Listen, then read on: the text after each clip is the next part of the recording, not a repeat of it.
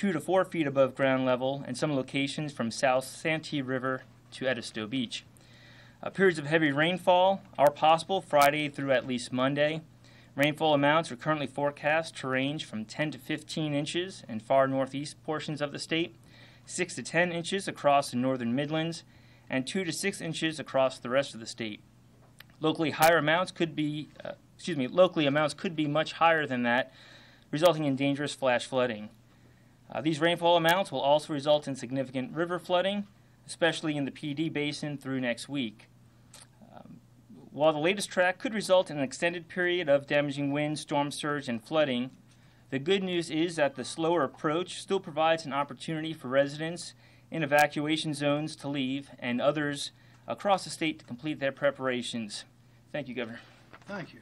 And as you said, it is slowing down. That is the speed at which the hurricane is approaching our coast, and North Carolina is slowing down, and the velocity of the hurricane has slowed a little bit.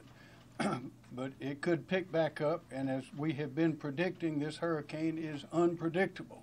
It seems to change a little bit here and there. It's making predictions very difficult, but with all the information we're getting from around the world on this hurricane, I can assure you that what we are telling you here is the very best information available. Point number one, if you are in a evacuation zone, and those you can see them by going to the website. If you are in one of those evacuation zones in these counties, you need to leave now. Those zones are in Charleston County, Georgetown County, Dorchester County, Horry County, and Berkeley County. You can go and see on the maps there if you are in the zone, and if you're in one of those zones, then you must evacuate. 300,000 plus people already have done it. And as you can see, the highways are moving smoothly. The lane reversals are working very well, and we're getting people out of harm's way. Once that hurricane hits, once those high winds get here, whether it's Thursday night or sometime Friday morning, once they get here, it will be very difficult, if not impossible, for anybody to come rescue you if you are in harm's way in one of those zones. Be very difficult. In fact, we'll start pulling all of the assets out of there at some time, because even the rescuers cannot stay there and fight what is coming. At this time, I have not ordered an evacuation for Jasper, Beaufort, and Colleton counties in their zones there. I have not ordered that at this time. But as Sheriff Towner and others, and Mr. Mayor Kaiserling and other officials there and other county officers have said, if you are in an area that usually floods, if you are in a low-lying area, even if you are not in an evacuation zone, or you are in one of those counties in an evacuation zone where the order has not been given to evacuate, leave. Go ahead and leave and go to find high ground, because you may be in danger. This is a big, big storm. Finally, there's going to be a lot of heavy rain with this hurricane. We know that. This is something that is unusual about this hurricane. This hurricane is bringing some rain and water that we have not seen before in hurricanes. We've seen high winds, notably with Hugo. These winds may be that high as well, but this will likely be more rain than we saw with Hugo or other hurricanes. And that is because, as has been explained, when this hurricane gets to land, it is liable to stop there, to continue its flow of rain on us, but to move very slowly and may even come down the South Carolina coast. So we will have water coming down the rivers from North Carolina for the heavy rain there, as well as in our South Carolina rivers and streams. So be aware, if you're in a low-lying area, be aware, and we'll be all on the lookout for major flooding. So with that, General Livingston. Thank you, Governor. Team South Carolina continues to support the evacuation efforts of our citizens. We are poised and continuing to shift assets. The governor's orders allows us to shift assets throughout the state to be prepared after the storm for search and rescue, further evacuation, security, and clearing of routes. We have coordinated with our neighbors to the south to get further assets into South Carolina if needed, and we're coordinating with North Carolina and Virginia to have coordinated responses to the storm. We have federal military assets available. Fact is, we'll actually have a helicopter carrier and a littoral ship after the storm that's available to help us. So assets are there, and we'll be prepared to deploy them to support the citizens of South Carolina. One question, General, is this the first time we've had those ships offshore? Yes, Governor. This is the first time we've had those ships offshore, and it's a great asset. We appreciate the President providing that, and we have tight coordination so that when those assets are used, they will be properly used and effectively used. Thank you, sir. Thank you, Governor. Secretary Hall. Thank you, Governor. Just a quick update on our traffic flows. Currently, we're still seeing very high traffic volumes coming out of the Myrtle Beach and Georgetown area, roughly 2 to 4 times normal volumes on our highways coming out of that particular section of the state in the PD area. And then with regards to Charleston, we're seeing coming out of the Charleston region, we're seeing about 1.5 times our normal volumes coming up out of I-26 out of the Charleston region. Governor, that concludes my report. Thank you, ma'am. Director Smith. Thank you, Governor. Leroy Smith, South Carolina Department of Public Safety. Our I-26 and US 501 lane reversal routes are operating very well. However, we did have 2 minor collisions on the reverted side of I-26. 1 minor collision in Orangeburg and 1 minor collision in Columbia. Our local evacuation routes are operating well. We have pre-positioned our units, officers in the Beaufort County area, waiting for any type of influx of traffic affecting US 21 and US 278 to keep that traffic flowing in that area. Our plan is to terminate lane reversal routes before the onset of tropical storm force winds.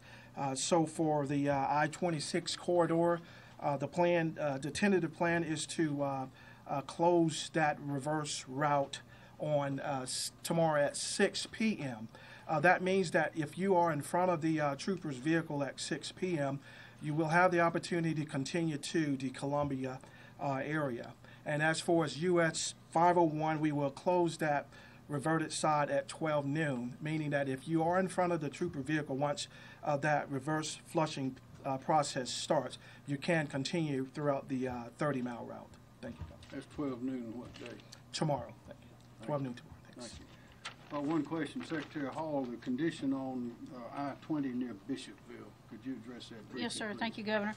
As you know, we have a bridge project that's underway on I-20 at about at Bishopville area. And so we've been monitoring that delay going through that area as part of the evacuation plan. We've seen about a 30-minute delay on pretty steady at about a 5 to 6 mile congested area on that section. So we've been working with the local law enforcement and Department of Public Safety to look to implement a new plan to try to affect that merge area in a more efficient manner to try to get traffic moving through that area. Thank you very much. Director Keel, Chief Keel, SLED. Thank you, Governor. Chief Keel, SLED, just want to let you know that there are 450 state law enforcement officers that have been deployed to our coastal regions. Those officers right now are participating in traffic lane reversals and the evacuation process. They will be transitioning to a security job as soon as the post-storm. Again, as I said the other day, it's not the time for individuals to take advantage of those who have evacuated their homes and their businesses. Our officers will be out in force along with our local law enforcement community to see that those individuals who have evacuated those areas are not taken advantage of. Thank you. Thank you. Director Wilson, D. Hicks.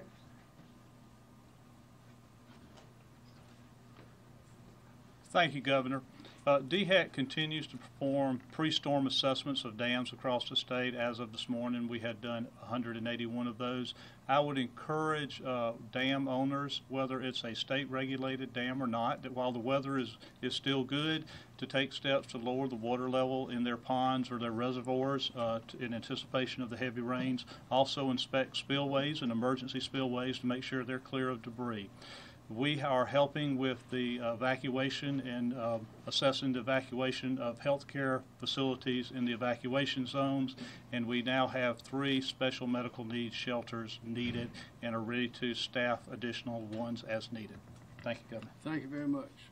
Ms. Meacham? DSS? Yes, sir. Thank you, ma'am.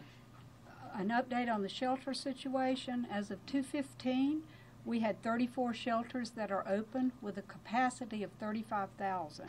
Currently, there are 1,800 people across South Carolina in shelters.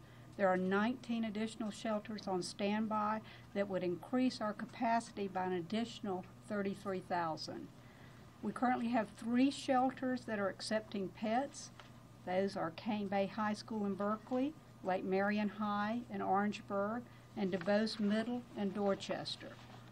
The full live list of shelter openings is on the SEMD.org or on the mobile app.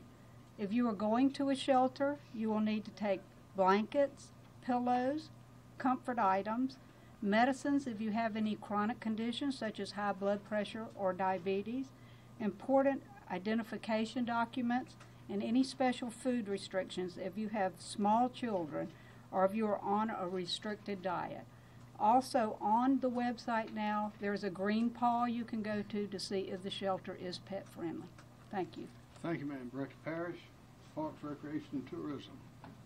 Thank you, Governor. All state parks along the coast are now closed with the exception of Hunting Island in Beaufort County.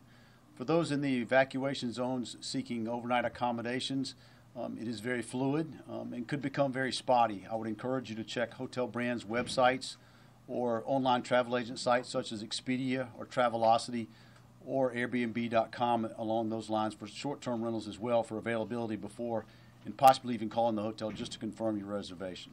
Thank you. Thank you very much. Director Emily Farr, Labor Licensing and Regulation. Thank you, Governor. The State Fire Division of the Department of Labor Licensing and Regulation has been coordinating the planning and preparation of search and rescue resources over the last few days. We now have about 750 rescue personnel rostered and ready to respond to this storm. That personnel consists of teams of in-state firefighter rescue personnel, as well as we have several teams from the states of Tennessee and Louisiana that have responded to South Carolina to help with this storm, and teams from FEMA stationed here in Columbia to respond to the storm if needed. All of these are prepared for swift water and other search and rescue missions that may be necessary, and is in addition to all of your local firefighters that have stayed to help with their home bases, with their local jurisdictions through this storm. Thank you, Governor. Thank you, ma'am. Kim Stimson. Thank you, sir. The SEOC is fully operational here with full state agency staffing. We've got really, the State Emergency Response Team has 3 priorities right now. One is the ongoing evacuation and sheltering mission, and then we'll go into the initial response, and then eventually re-entry and initial damage assessment. But we're also planning for potential flood fighting operations here in the near term as well. In terms of counties, the emergency operations centers are open in 14 counties right now. Their primary focus is similar. It's the evacuation and sheltering piece that's going on. We have 10 of our personnel from EMD deployed and embedded in the emergency operations centers at 10 counties, all the coastal counties, and then 2 of the inland counties to maintain situational awareness and also provide expertise and assistance to those local authorities. We continue to work requests from the local authorities, and they're ranging from ambulances to buses to generators. We continue to work with bringing in additional assets from out of state and potentially FEMA as well. On the public information side, we continue to emphasize personal preparedness and through the social media part of it. We want to remind everybody that we've got the public information phone system at 1-866-246-0133, 1-866-246-0133, and they'll answer any evacuation, sheltering issues that you might have, any questions there, or any other questions that you might have. Also remind everybody that they can go to our website at scemd.org, and you can go to Know Your Zone and find out if you're actually in a zone by actually just typing in your address, and it'll show you where you're at in terms of that. It's also available on our South Carolina Emergency Manager app that can be downloaded and installed on your cell phone. Sir? Thank you very much. Colonel Taylor, DNR. Thank you, Governor. I want to take a moment to shift. We've talked a lot about our highways and evacuations, and shift to our waterways for a second. With the shift in the storm, as the Governor said, it's been very unpredictable as we've moved forward and planned for this storm activity. But with the shift of that storm, we now know that we're going to have potential of excess rain across our state, 10 inches plus over most of the state. So we're now in the process of planning before the storm even gets here on how we're going to respond to communities if we have flood situations. We'll be working with our state partners and to put plans together. Those plans are in place now. We'll be planning flood mapping so we can see those areas that had the potential to be flooded, so that we can pre-position and be prepared to move into those areas for search and rescue for those that might be in a flood-prone area and trapped by floodwaters, as well as security, as Chief Keel stated, for those folks that are in those flooded areas where they may leave their homes, and we'll be there to provide security for their homes. For our boaters, I would advise you now that the storm has made a shift to South Carolina to secure your watercraft along our waterways. Now's the time to do that before the storm gets here. Also, if you're a boater and you're in a flood-prone area, please refrain from joyriding.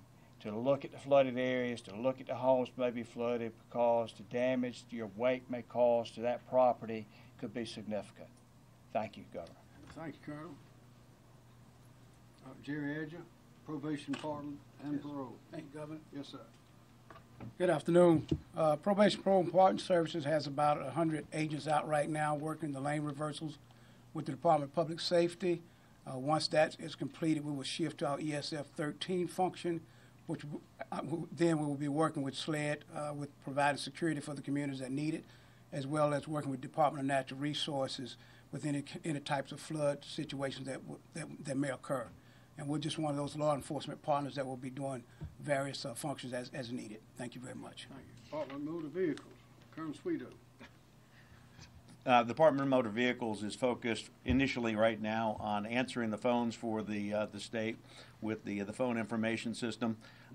Post landfall, our priority will be to go ahead and ensure that we can cover down on insurance claims. We have 2 remote capabilities that we will use to go ahead and either augment organizations or branch officers that do not have electricity or will co-locate with the insurance. One's called a CARES vehicle. It is a community action response and emergency services vehicle. We move it in. It's a self-contained branch office to where we'll be able to get people their licenses and title information so they can go ahead and provide claims. The second, we have 2 shark kits, which are self-contained hazard area response kits, which have generated power and able to go ahead and help us light up DMVs that may be without power, so we can continue to meet the needs of the community. I will start by there are only 3 of them. They don't provide as much response as we've got, but we will get all of them on out there to take as advantage of the situation as we can. Second area is the state is not focused solely on response. We have a long-term commitment with regards to recovery. So the South Carolina Disaster Recovery Office is already looking at what it's going to do to help recover the state, having gone through 2 of these prior. The biggest piece is to identify the vulnerable portions of the community, primarily those in the lowest income individuals, elderly, and those with disabilities. Identify where the problems are in terms of whether or not their homes are having issues, and work with the volunteers active in disaster, primarily the faith-based community, to get help to those individuals and start mucking and gutting on day one so that we can do the longer-term recovery over time. Subject to your question, sir. Thank you. Ray Farmer, Department of Insurance. Thank you, Governor. Once the storm has passed and citizens can return to their homes, you need to know that the insurance industry will be out in force. They're staging already in safe places. They'll be ready to meet with their customers to adjust claims. As Colonel Suedo said, we will have the appropriate insurance villages in the hard-hit areas where the insurance companies can gather and citizens can speed up the claims process. Any citizen that has an issue with an insurance company or a question, feel free to go on our website at doi.sc.gov. Thank you, Governor. Thank you very much. Nanette Edwards, Director, Office of Regulatory Staff. Thank you, Governor. We've been working with our field partners, the Office of Regulatory Staff. We are aware and been monitoring closely the use of fuel for purposes of evacuation. I have to say that the application known as Gas Buddy has been working very closely with us and giving us hourly updates as we see the process of people, going to the gas pump, getting their gasoline as they evacuate. I would like to take a moment to ask that you take what you need for purposes of evacuation, but that you not hoard. Go to the gas station, fill up containers, because as you get down the highway towards Columbia, you will find gas supplies are readily available. With regard to our utility partners, we're in good shape. They are staging. They are getting prepared. We have no issues there, and I would say that we're in good shape. Thank you. Thank you. Thanks very much. In fact, President Duke Powell was here earlier today, meeting. So there's been a lot of communication. If anyone has any questions, we'll be glad to try to answer. Yes, ma'am. So you said 300,000 evacuees. Are those cars or people? Those are people. People. And we're expecting a lot more, particularly now. Any official word on the Clemson and USC football games on Saturday? No. As far as rain for the Midlands, inlands, can we compare that to 2015? What's the magnitude of the rain? We really don't know. We think it may even be worse. And the reason is that in those rain events in past years where we've had storms, have been storms coming through and turning on and going up the coast or going through quickly. Because of the high pressure ridge, they call it in weatherland, there's a ridge there through which this storm cannot penetrate. So it's going to stay right there, like it's up against the wall, and likely to turn and come down to the south. So that means whatever rain is in that hurricane is going to have a whole lot of time to rain on North Carolina and South Carolina. And as we know, a lot of the rain that goes into North Carolina ends up in rivers that flow down into South Carolina, which will increase the flow in our state. So we're expecting a lot of rain, and that typically means a lot of flooding, even though it has been explained that some of our rivers are low right now because of not that much rain recently. That helps a little bit to accommodate what's coming. But there's so much coming that we know we're going to have a lot of flooding. That's why we're urging everyone to, if they've experienced flooding before, they're likely to experience it again. And no matter where you live, find someplace safe to stay. Yes, ma'am. Are there any plans in place for our inmates if things happen to return to work? There are. Particularly we have one facility, McDougal. It's in just outside of Ridgeville. It's almost on the Dorchester and Berkeley line. And we're in constant communication with Director Sterling. We're getting information, and the analysis so far is that it's towards the end of the edge of the one of the evacuation zones, and because of its placement and because of the types of buildings and a lot of other considerations, it's safer to stay on campus than it is to try to get off. So that is the conclusion at this time. Now, isn't Lever right by McDougal? Who wants to? Come on, Jerry. Yes, it is.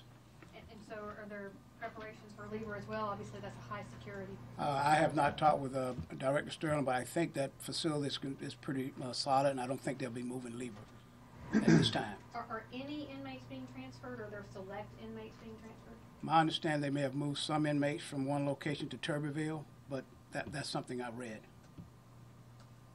Was that from the facility the governor just mentioned? That might be, yeah, to Turbeville, which is a more secure facility. Is that from Lever to Turbeville or McDougal to I think Turbeville? McDougal. Yeah. McDougal is a level 2 facility, about 672 inmates. But again, we're in constant communication with Director Sterling and his office on what the best thing to do is. Governor, with the Yes. possibility of this devastating and historic flooding, you just mentioned it might be worse than those 2015 floods. Why are you confident that you'll have what you need to get that done?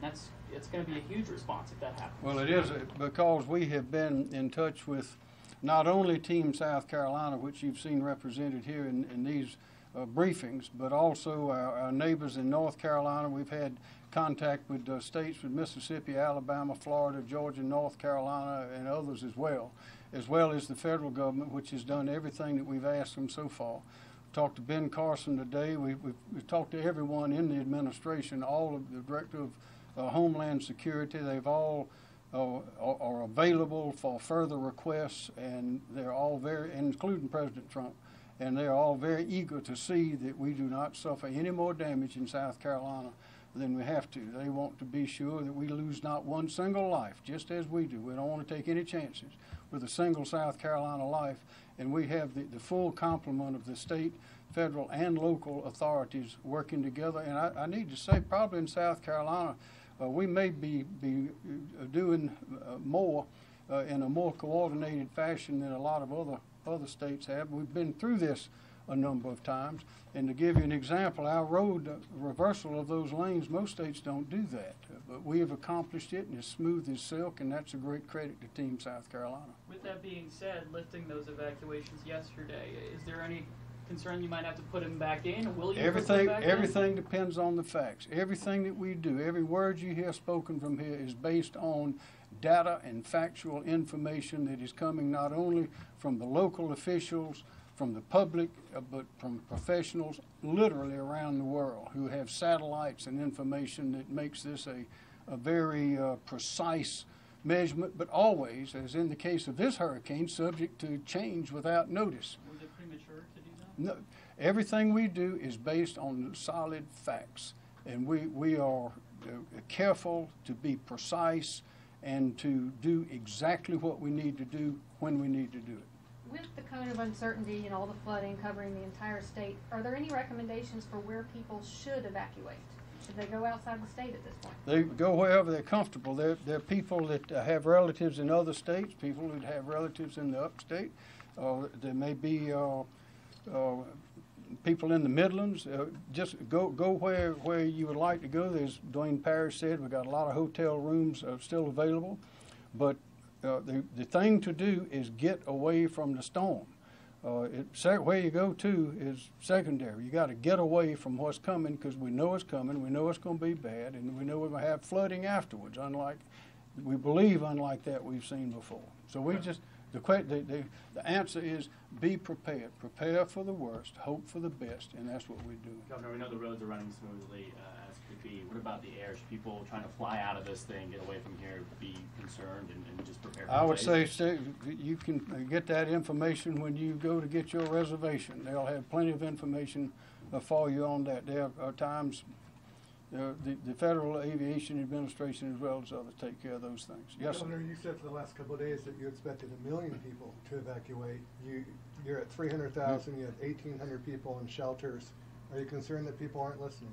No, sir. We know they're listening because they're moving, and we know from other events that they're moving very well. There may be as many as 1 million, maybe more than that, and if you count those in North Carolina, there's no telling how many there'll be, and a lot of them are coming this way as well. So it'll be a big number. The important thing is we want every single person that is in one of these zones where the evacuation has been declared to get out of that zone, go to safety, and do it quickly, because time is running out to leave. At some point, the lane reversals will be reversed themselves. At some point, the rescuers will not be able to rescue, because they too will have to take shelter. For those that find themselves in trouble, is 911 going to be the primary number to call, or are there hotlines? And there are hotlines, and you've seen them. We can put it on the screen again. I would say write down a list. This is called preparedness. Write down a list of the phone numbers that you need and the people that you need to contact. Take it with you. And when you are leaving, let your friends and family know where you're going. Governor, so do you anticipate or plan on ordering an evacuation of the Midlands if the storm's path continues to stay on course and pass through Columbia? As I've said, everything we do will be based on the facts and on the data that we receive from not only locally, from local officials. We're in constant contact. Everybody you see here is in constant contact with local officials and local sources of information. And what we do, what we pronounce, and what we decide is based on the facts, only on the facts. I want to go back. You said you've spoken to the president. What sense are you getting from him in those conversations? He wants to be sure that we're safe and that the federal establishment is at our disposal to see that not a single South Carolinian loses a life. And I know he talked to Roy Cooper and Governor Northam also in Virginia, among others. You have said several times you don't want a single South Carolinian to lose a life. As you probably saw the protesters out there, they're using that phrase sort of against you on the prisoner issue. What would be your response to them as to why more prisoners aren't being moved? We are operating, we're making our decisions, very considered, thoughtful decisions based on the facts. And the facts are, particularly as concerns McDougal, that is the safest place for those people to be at this time. Governor, what should people, should they call 911 if they don't evacuate and the storm does hit Yes. in that spot? What should they do specifically? What numbers can they turn to? Kim Stinson. Well, one of the things I point you to is our emergency manager app. It allows you to write down those important numbers that you might have to call. 911, should be operational. It's all operational right now. You can call your county emergency manager if you feel like you've got a problem. Take a look at the hurricane guide. Take a look at our website. There's a number of things you can do to prepare yourself if you're staying at home. Have plenty of food and water for at least 3 days, because you're going to be the help until help arrives if you do not evacuate. And it's a life safety issue, and that's why the governor is urging everybody to leave. Again, basically saying people could be on their own. Yeah, that's the fact of it, is that you're going to have to be your own emergency manager until help arrives. So you're going to have to plan ahead, have food, water, and be able to exist. Do you know anything about sandbags? That was something asked. Sandbag locations here, the coast? There's, if you contact your local county emergency managers, many of them have sandbags that you can come pick up or, work through that. I know Dorchester County does, and I know others do as well. Speaking of inland flooding, you mentioned the rivers in the current briefing. Is there any river basins in particular that you guys are looking at closely, or more closely than others as the storm approaches? The PD, and before Colonel Taylor comes forward, there's some point that no one can go out in a hurricane. So even you could call 911 and call every other number, but just like you can't get out of your house to safety, they can't get in to save you. That's why we're urging people to leave from these evacuation zones. Yes, About the rivers, please. Yes, sir. The river basin of highest priority for us now is the PD basin. PD basin includes the Little PD and the Lumber River, which we saw problems with Nichols in the last flood event, along with the Walkamaw River, which impacts Conway, and the Black River, which impacts King Street, and all of those rivers flow into the PD basin, which impacts Georgetown.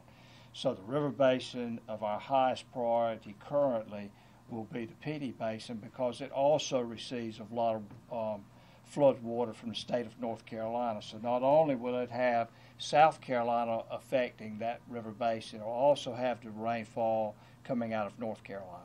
So it gets impacted two ways, and it makes it our #1 priority. Governor, the nuclear power facilities, what steps are being put in place to make sure that no issues happen? Those nuclear power facilities are covered with federal regulations and inspectors all the time, particularly now. I know we were talking about sending school buses down to help people with evacuation. Do we have any numbers on how many were sent down and other transportation means for people who may not be able to afford to leave? Kim Stinson. Yeah, there's a couple of things. One is most of the school buses are used internally in the counties. to transport those people that do not have transportation. And in some cases, some of the counties swapped assets back and forth to cross-level the load. And the other piece is that we've got 125 commercial buses that we have available. We've used at least 30 of them that I know to transport people. So they're available as we continue this operation. And do they just use that normal number to find or to coordinate Yeah, that? they should coordinate with or call their county emergency managers, and then they've got plans to have pickup points in different locations, and a lot of this probably is in the local news media as well. Governor, I had a question about dam safety. We had heard about inspections that have been done, but is there any concern about dam safety or any plans, precautions? It's being carefully watched. Mr. Wilson of DHEC. Thank you, Governor. Again, we would encourage all dam owners to take action with their dams to lower water levels, make sure spillways work, to try to keep their dams and get their dams in as safe a condition as possible for the oncoming floods. We're helping dam owners look at their dams. That's why we're going out in the field, looking at all those dams that I mentioned earlier, the 181, so we can help those owners take the actions they need. Yes, sir. Governor, obviously the stronger part of the storm is going to be in the low country and by the coast, but it's now forecast to also reach the upstate by Monday. Can you talk about folks up there and assure them that the state's going to have the resources and they won't be forgotten in this? State will have the resources. As you've heard me say, we have the best team for this kind of thing, as well as others of any place that we know of. Team South Carolina is strong, as you can tell from these representatives that are here. But the facts will determine what we do. We know that the upstate's going to have a lot of rain. We know that. The question is just how much and what sort of precautions need to be taken. But what we ask everybody is stay tuned, go to the official sources, talk to the county offices, as well as call these numbers that we've been distributing and publishing, and stay alert, because this is a dangerous storm. It is unpredictable. If you tune out for 12 hours, you might miss something very important. So stay tuned. And John Quagliarella, would you like to answer the question, please, about the rainfall up in the upstate? Yes, sir. So we are expecting heavy rainfall. It's still kind of early to determine the exact locations and where we'll get the highest amounts. Right now, the greatest amounts look to be in the northeast part of the state, as they'll be closest to the hurricane as it stalls just offshore. But as the hurricane, as it weakens and moves across the state, we will see other areas with heavy rainfall. And they'll also determine what areas see that significant flash flooding. In some ways, it's hard to relate it to the flooding we had back in during the Joaquin event back in 2015, because all that heavy rain fell in our very populated areas, Charleston, all the way up to Columbia. If this heavy rain sets up in other areas, it just all depends. So I think the key really is just know where you live. If you're in a flood-prone location, be aware of that and move to a higher location. If you live along a river that could flood, have a course of action to take to get to safety.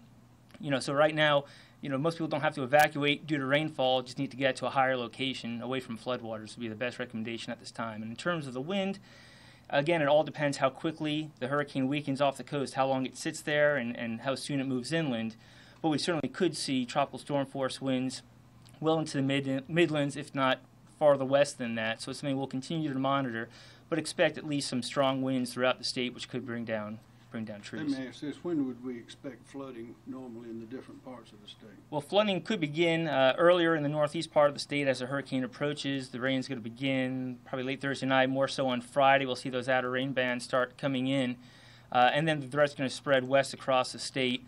Even in the Midlands, the threat for heavy rain seems greatest late Saturday through Sunday night, and then the upstate maybe a little bit after that. So, like I was mentioning, it's going to be a long-duration event. This isn't going to move through quickly. Just be aware of that and be prepared to take action if there's, flash flood warnings issued or you see water starting to rise. The I-26 lane reversal update for tomorrow, can you explain that again? Yes, sir. At 6 p.m. tomorrow, we will close the reverted sides. Again, that means that if you're on the route from the I-526 area, you can travel from Charleston to Columbia. However, if you're not on the route at that time, you would have to take the regular westbound lanes of I-26. So there will always be lanes traveling from Charleston to the Columbia area. It just won't be the reverted lane at 6 p.m. Still, you can't make it to Charleston on that route. You will not be able to make it to Charleston, Columbia on that route, correct? From Columbia to Charleston. That is correct. Yes. And just one other thing, as we close the ramps, for example, we start at the I-526 interchange, say at the Ashley Phosphate interchange. Once we've cleared that, vehicles can enter at that interchange and travel east to Charleston. As we approach the US 78 interchange, once the troopers and the DOT officials clear that interchange, vehicles can get on the eastbound ramp and travel to the Charleston from that ramp. And we'll walk it up until we get to the I-77 interchange. And then they can travel That is from I-77 in Columbia to Charleston on the regular lane. That is correct. In areas prone to flooding, should we expect road closures ahead of the storm?